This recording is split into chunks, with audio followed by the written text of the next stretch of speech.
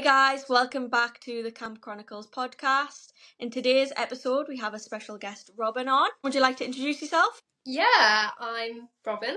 I first went to camp in 2019. It's a bit of a different camp, I think, to what you guys went to. Obviously became obsessed with it, as everyone does. So what sort of camp did you go to? Like, obviously, was it a YMCA camp that you worked at? It was a YMCA camp. It was very much Parent Trap vibes, like super old school summer camp. But when I remember first interviewing and being like, YMCA, obviously it's a Christian camp, but I'm not religious. So I was like, going to be a problem? Like, I don't have loads of knowledge and kind of, will I be able to relate to the kids enough and stuff like that? They're just like stereotypical kind of like, if you were to picture a camp, like just kids running around everywhere and like a bit more rustic. Yeah, I don't think the YMCA camps are actually any different to any of the other camps. Like, we set 4 meals, and there are a few like slightly religious aspects, I guess, when you're like some of the evening like events that we do, there'll be references to the religion and stuff. But yeah, I wouldn't let, like, if anyone was considering doing a religious camp that was like, oh, I'm not sure because I'm not religious, then I really don't think it's an issue, because it's pretty much no different to anywhere else. Yeah. How does your camp run? For instance, my camp is a 7-week, same kids, sleepaway camp. What was your camp like? Yeah, so it is a sleepaway camp, but it's, I think, 10 weeks we run for, and we'll usually have some kids that will stay there like the whole summer or a few weeks, and then we'll have some kids that just are there for a week and then they'll go. So yeah, a bit of a range of like different times. Would you have, like, when you were there, did you have like the same kids for the full 10 weeks and then like some kids would dip in and out of like that bunk, or was it either you with the full set of kids or you with like little groups each week? So I wasn't actually a counsellor, but for the counsellors, I think, yeah, like if someone was staying for a long period of time, they'd just stay with the same. But most of I would say the majority of the kids were only there for like 1 week or 2 weeks. So what was your role at camp then, if you weren't a general counsellor? I was the lifeguard, which I thoroughly enjoyed, I have to say. Summer, I know earlier you were saying about how long the hours are as a counsellor, and people realise that you're literally working non-stop. But as a lifeguard, I feel like we got it a little bit easier because we all shared a cabin. So normally the counsellors at our camp would like sleep in the same cabin as the kids. They'd all go for meals together, and like you were their mums for the for the week. But with the lifeguards, we all shared a bunk, so that was quite fun. And we would all sit together at meal times, and we would probably get most evenings off, I would say. The occasional session in the evening where it'd be like a late night swim where a couple of us would be needed, but yeah, it was quite nice in that sense. It was a nice balance between like spending loads of time with the kids but also having a bit of time with your mates. It just shows, doesn't it, how different like the camps are already, because with my camp is the lifeguards are still in bunk, they've still got their own division of kids. Yeah, they still like sit with their division of kids on like meal times, and then on an evening they would be with like our division.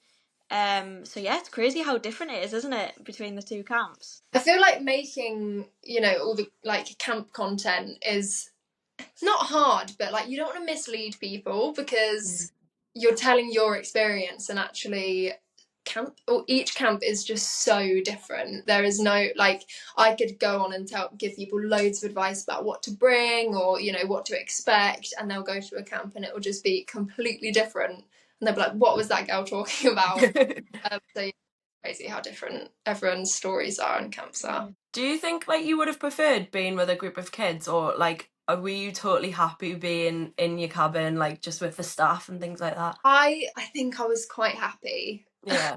Because I did have kids for 1 week. I volunteered to be a counsellor, and it's a tough job. I don't know. I think because I went into camp as a lifeguard, I got used to that routine.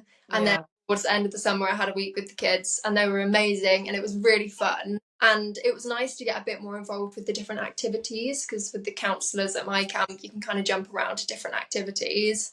Whereas as a lifeguard, obviously, I was either by the lake by the pool or by the other lake. Yeah.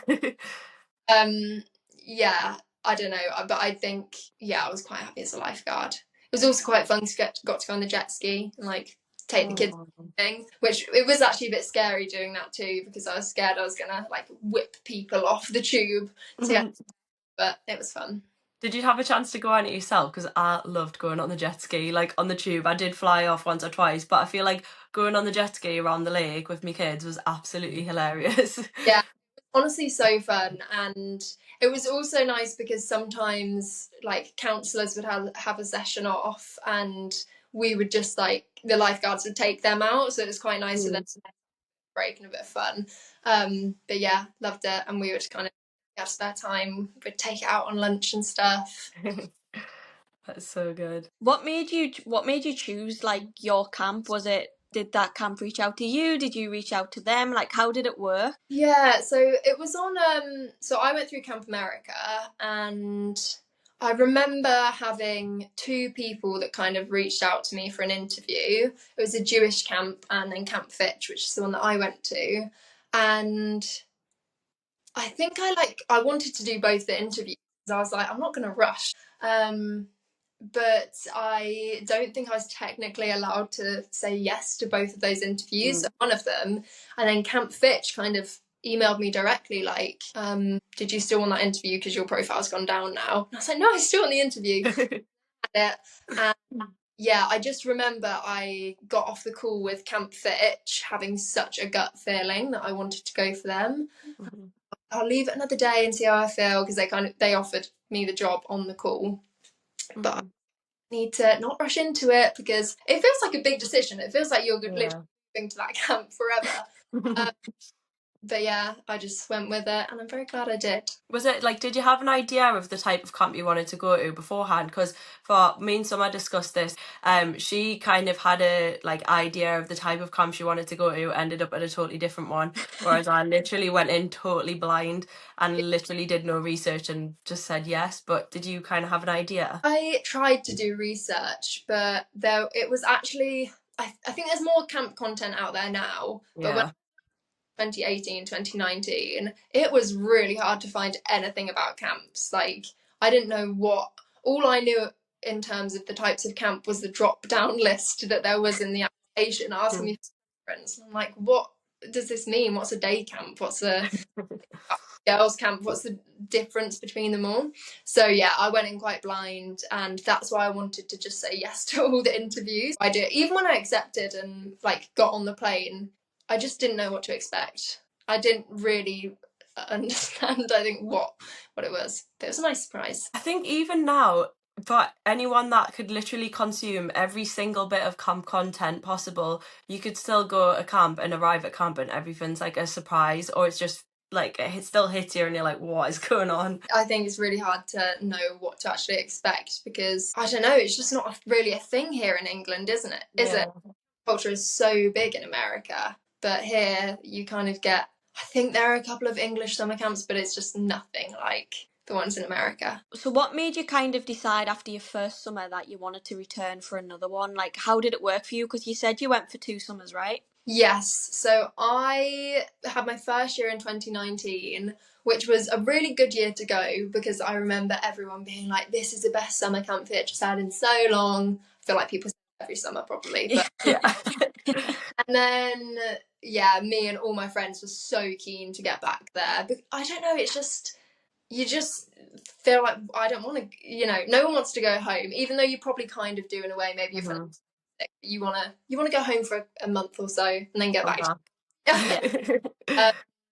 but then COVID happened, obviously, and I couldn't get back for 2020, which was really sad. And then 2021, had my fingers crossed. I feel like probably about half of the internationals at that point were like, yeah, I'm moving on, sort of thing, I need to get a job. But half of us were still like, yeah, gonna go back 2021, sorry.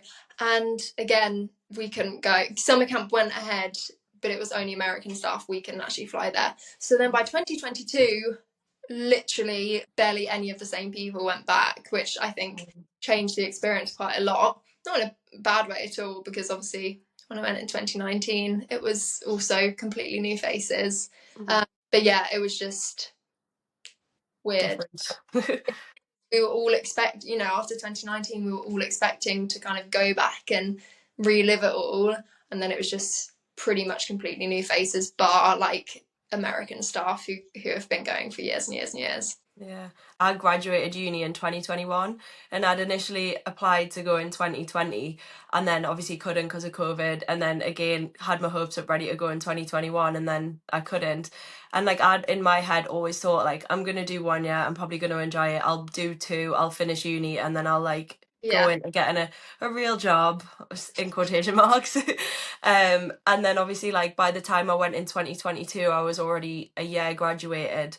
And then I went and I was like, okay, no, I'm still going to have to go back. And then I went back. And then after my second summer, I was like, do you know what? I don't really know what I want to do. So why not just go back again?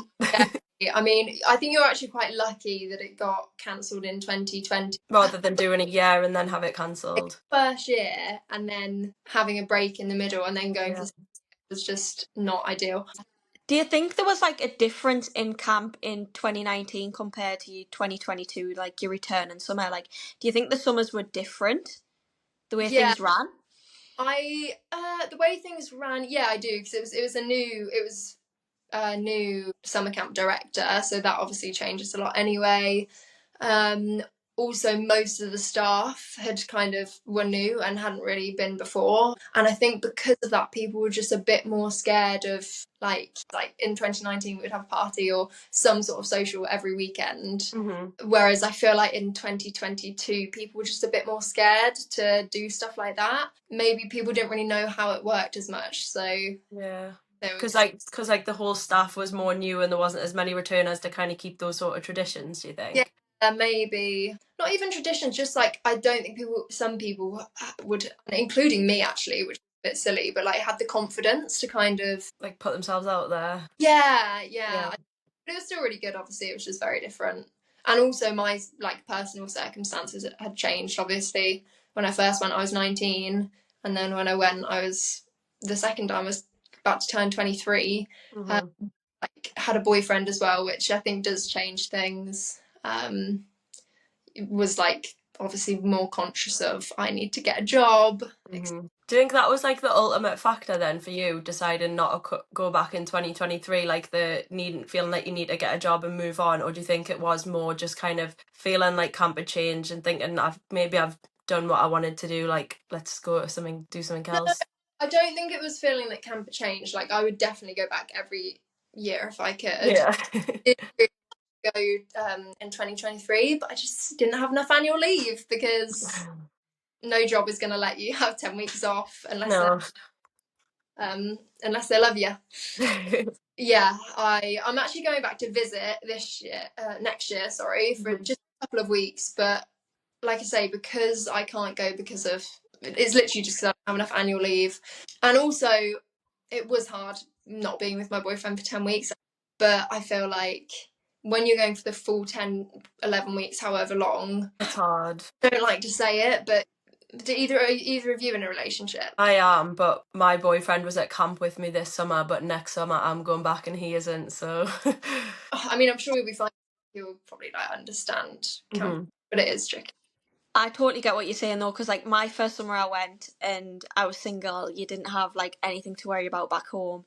And then second summer I went back, I was in a relationship, and it definitely like changed the whole dynamics. Like I kind of wanted to spend my free time like calling him, texting him, like checking in all the time. And then it kind of, you feel like you're missing a part of yourself a little bit. So like the harder days, you kind of wanted that contact with them, whereas this summer I went back and I'm like no longer in that relationship, and like I felt so much more free and like just a lot more confident and out there. I felt like I put myself out there a lot more than what I had done the previous year. So I definitely think it does make a difference, like being in a relationship and them not being at camp. Yeah, because I feel like you need to just prioritize them a bit more. Like if you're in a relationship, then obviously you're going to prioritize that person. And that's fine, like that's a choice you make, but I do think I know it's a bit taboo, but like going single is probably you have more time, like you say, you're going to spend your evening going thrifting or something rather than like FaceTiming someone who's waited up till like 3 a.m. or something to you. So, but also I remember in 2019 when I went and like several people came in a relationship, and after the first few weeks pretty much all of them were single. So I was so worried to go in 2022 because I was like, is that a curse of camp or something? But it's not. No, I think it's generally the person is probably not stable in their relationship anyways, and camp, unfortunately, just like that distance, it can't withstand it. There's a lot of people like at my camp that have came to camp multiple times in relationships, and like their partners haven't been there with them, and like they've been totally fine. But then, like you're saying, on the flip side, like there's other people that come to camp, and I think maybe it is just like a little bit too much of a test. Like, well, that's what it is, isn't it? It's just testing what a relationship actually is. But yeah, so 2022 was just different for me on the whole. It wasn't a fault of like camp, it wasn't a fault of mine, but I think just there was so many different things. But it was nice to experience it in a different light as well. And like I say, I would go back every year if I could. Yeah. Did you get a lot of FOMO 2023? Was there serious FOMO or? Yeah, lots of FOMO, which I guess I was kind of used to because in 2021 when it was all the Americans doing it. Yeah, I think. But also, like, yeah, all the people in 2022, it's like their first year, and they're probably going to go back in 2025 and be, you know, more clued up and like been more times than me. So yeah. FOMO, but what can you do? It's that like even when I'm like 40 years old, I'll be following Camp Fitch on Instagram, seeing, man, am I too old? I know, I'm just like counting down the days. Maybe I'll have a baby and I'll be like ringing up my camp directors and be like, I've got a child, please can I come back to camp? I know I'm like 40, but will you take me and my child back?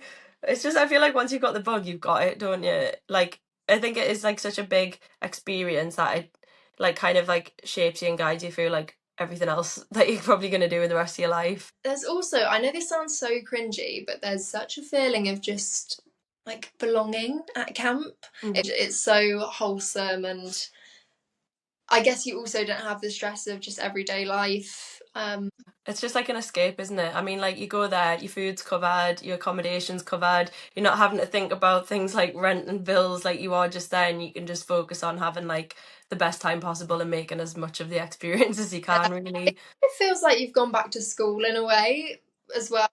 You're encouraged to be a massive kid, basically, so you can be a kid, and you know, you don't have to be all like corporate or anything.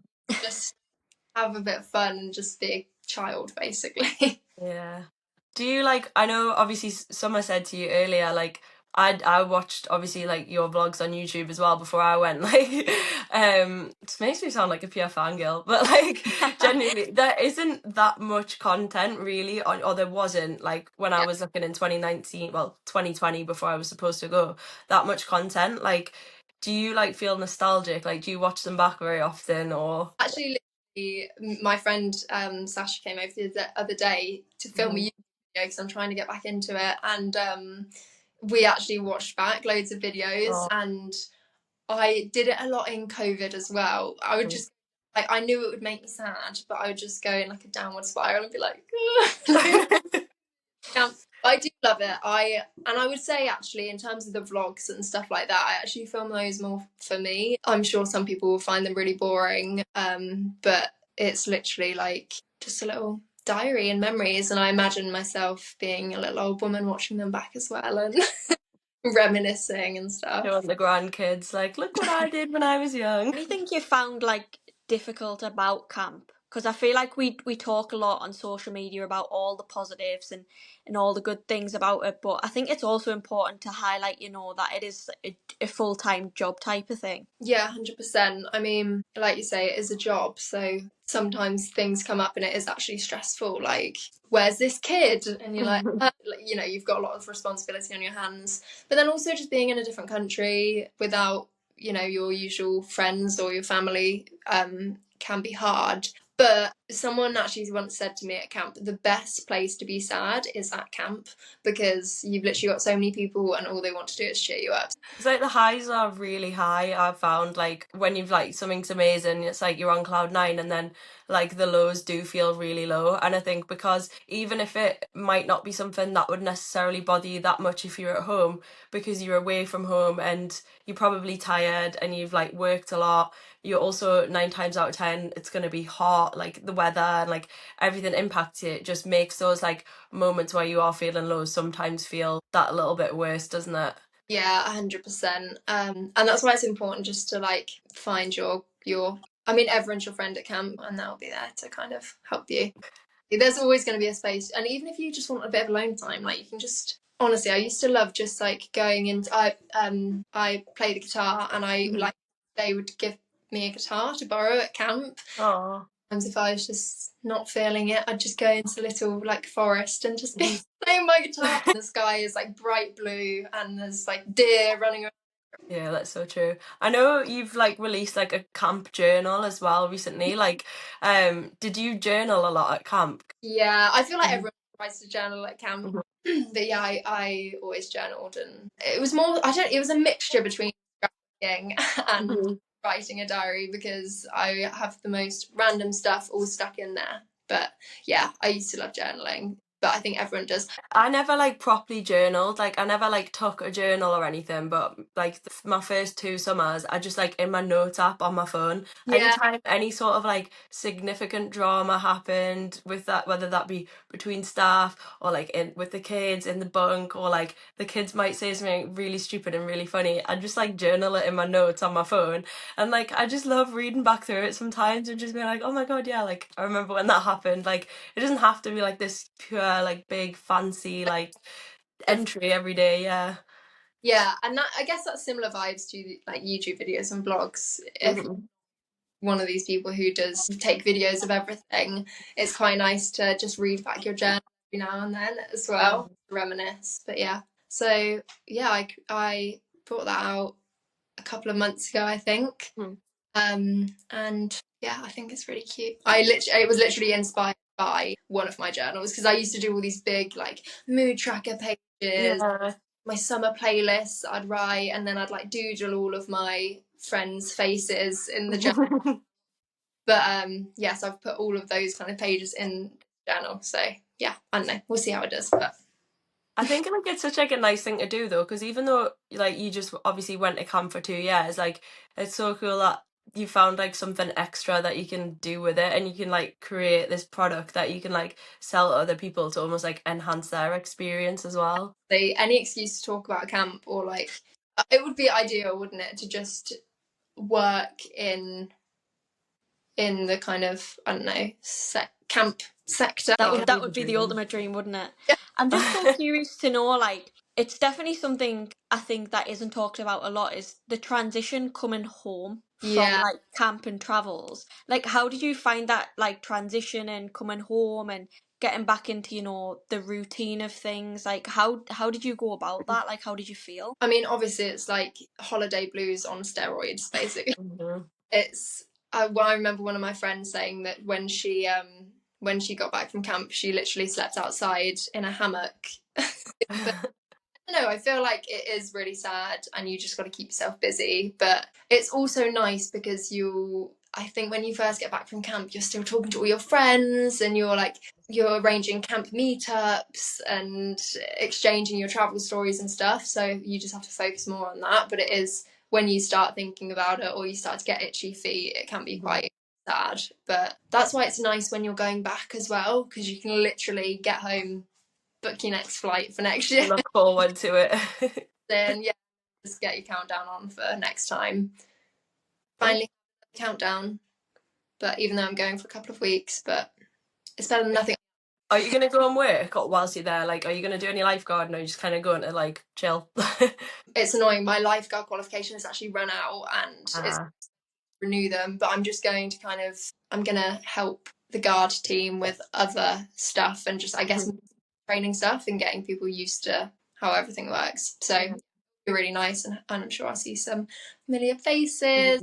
Honestly, I just think it's just camp itself as well. I just want to be sitting in in the hammock near the lake. I remember one of my first nights, or like in the first week or something, all the kayaks, like there was, I don't know what happened, but all the kayaks were basically out on the lake, and really sort of windy and rainy and stuff, so all the lifeguards were like, go, go, go.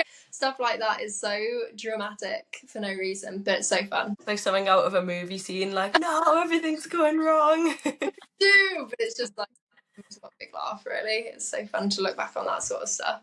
Okay, so just to kind of sum everything up, what would you give as your top tips to someone that you think are wanting to work at camp, or maybe have already been accepted and are feeling a little bit nervous for next summer? Top tips, or I guess like more like a word of advice kind of thing. Everyone wants to be friends with everyone, so don't get inside your head about, oh, is this person gonna like me, whatever. Just go up to literally anybody and they will want to talk to you. Like, they want to be your friend, so don't worry yourself about that. And yeah, I mean, like we said earlier, every camp is so different, so do your research, get excited, but you never know what you're walking into.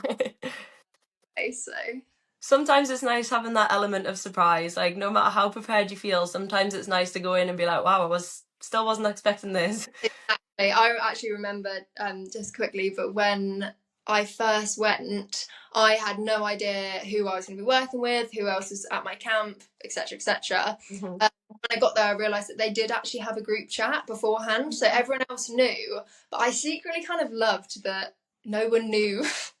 Like, mysterious, demure. I didn't know anybody else, so I was like, oh, it's been great actually just getting everyone's first impressions. To say I'm victim to that, like just sitting and we've got a camp, they always make like a camp Instagram page for like the staff for that year, and I will go down who they're following, and I'm like, I like look at everyone and like not even, I don't know, I think I'm just nosy and I like to have an idea of who's coming. I can't help it when the information's there. Like, yeah, so if anyone comes to Camp Echo next year, just know that if you follow the Instagram page, I will have probably stalked your profile. We have a Facebook page, and like I was just on it this morning, and like there's already 102 members on there, and like thinking about it, like last year's Facebook page was like 315 people, say, or something around that number, and I'm like, the fact there's already 102 people on there, I'm like stalking everybody, and then like you'll see a new name pop up and I'm like, who's this, and I'm like Instagramming them. Yeah, well, we just want to say a massive thank you for coming on the podcast today, Robyn. Thanks for having me, it's been fun. Yeah, it's been a pleasure, and we have new episodes out at 5 p.m. every Monday, so we hope you enjoyed the episode, and we will see you all next week.